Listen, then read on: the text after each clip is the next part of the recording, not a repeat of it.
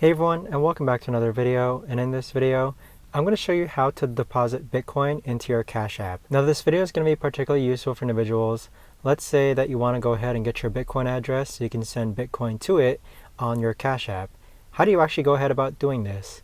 Now this video is going to be short, sweet, and simple, guys. There's not going to be a lot of steps involved.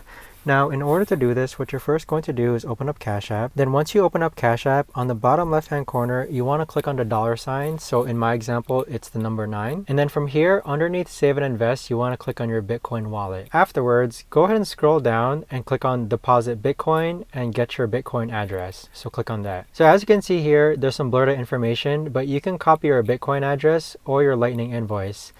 Copy your Bitcoin address, and then that's the address that you're going to use in order to deposit Bitcoin into your Cash App. But that right there, guys, is the best and easiest way that I know of to actually go ahead and deposit Bitcoin into your Cash App.